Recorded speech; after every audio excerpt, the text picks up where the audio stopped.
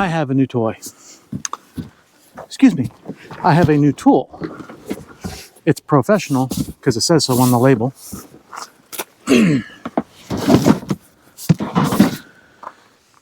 This is the Echo gas-powered pole saw. I've actually had this for probably 4 months. Haven't opened it yet. Haven't had time. PPT 2620. The only difference between them is the handle on one is different than the other. I guess H handle. Don't know. But I have this one.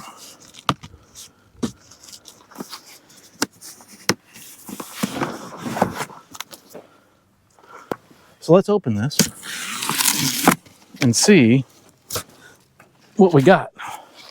Kind of handy. I have all these pallets here to use as a table.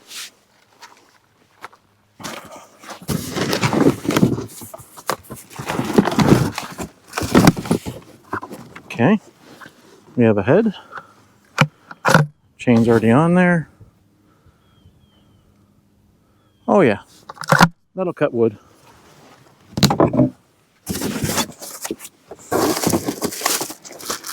Manual, brackets, spark plug wrench. Looks like the power.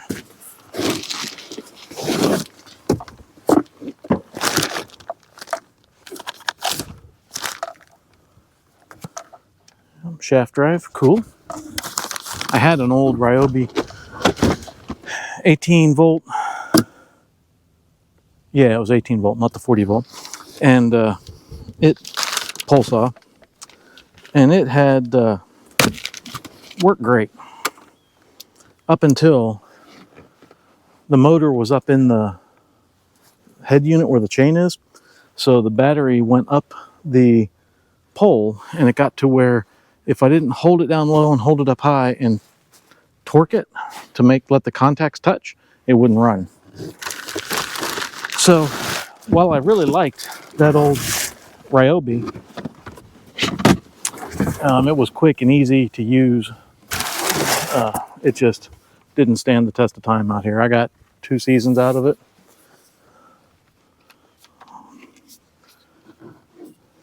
I guess we can stand back 50 feet. So I'm not supposed to cut within 50 feet of power lines. Okay, I can do that. Yeah, we got a pole and a power head and an empty box. So obviously this has not been used yet. Lots of lawyer lingo, I bet. Oh, different languages. Page 1 through 51 is US. I did buy some, what do they call it? Red Armor, I think they called it. Their name brand fuel to run through the first few tanks just to make sure that there was no complaints, no issues. Look at how shiny that paint is. Won't be by the end of the day.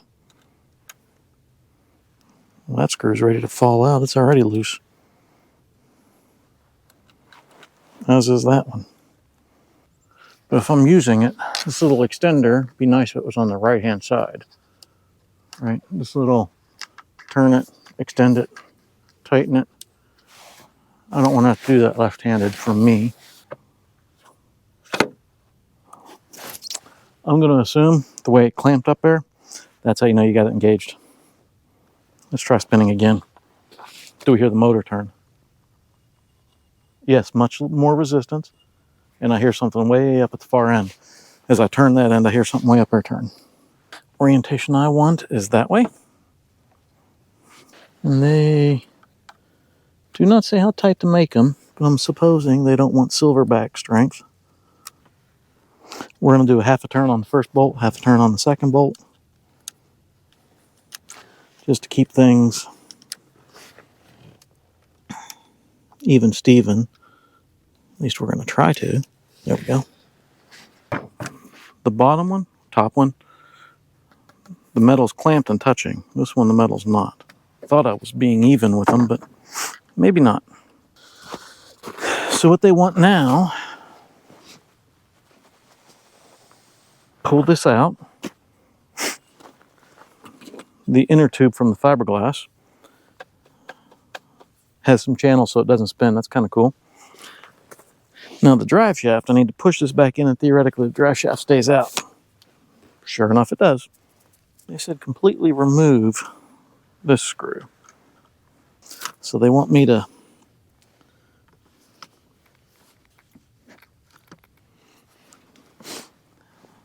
attach the drive shaft and then slide those together so it doesn't spin. Now I need to get this locator screw into that hole down there. You can see that looks lined up. Again, a little left, a little right, a little left, a little right. Now in theory, this should, knob's loose, come out, tighten, stay. Good.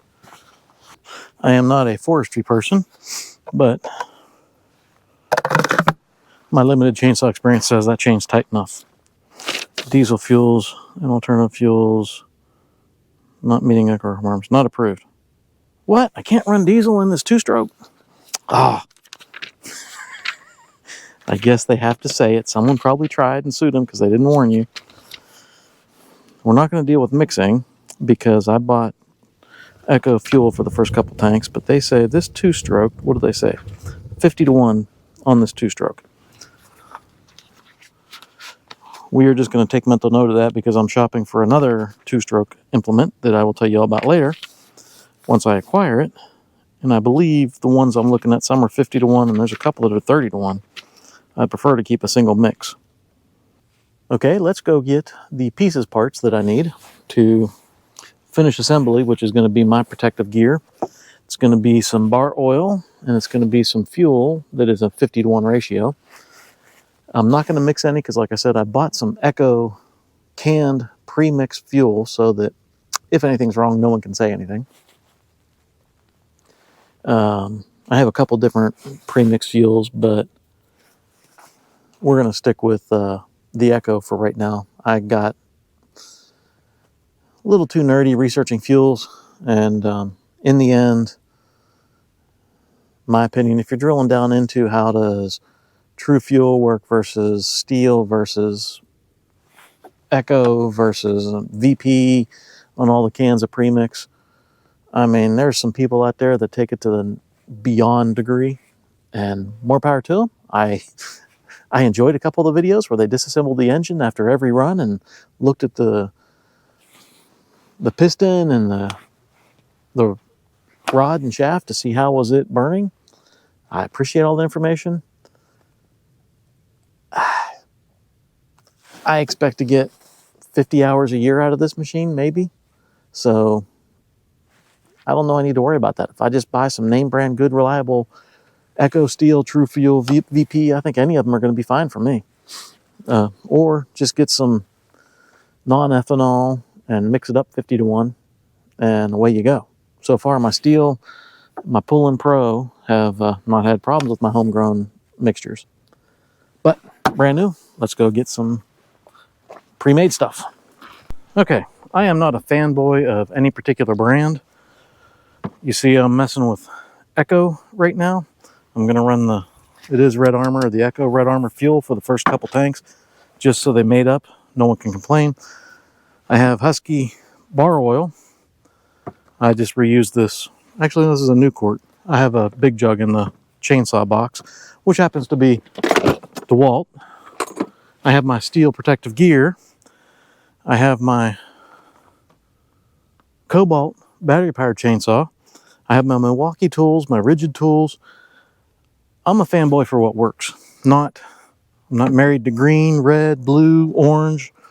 I'm married to the device that functions, does not fail me, and is not 5 times the price of the next one. I am a fan of fuel filters, but there's no fuel filter. Not really enough room to put one. I mean, even one of those teeny tiny little ones. That's probably why they don't have it, but I like fuel filters. Yep, smells like fuel.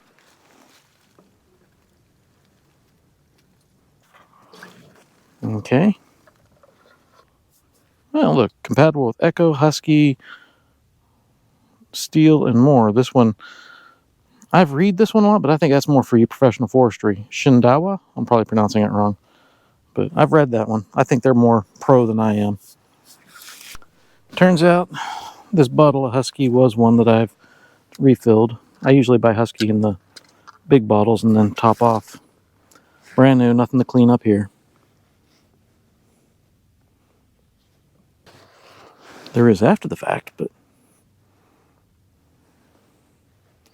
we won't go down that road. It's mostly full. It's up to the top of the chain here, so picture of the chain link. Good.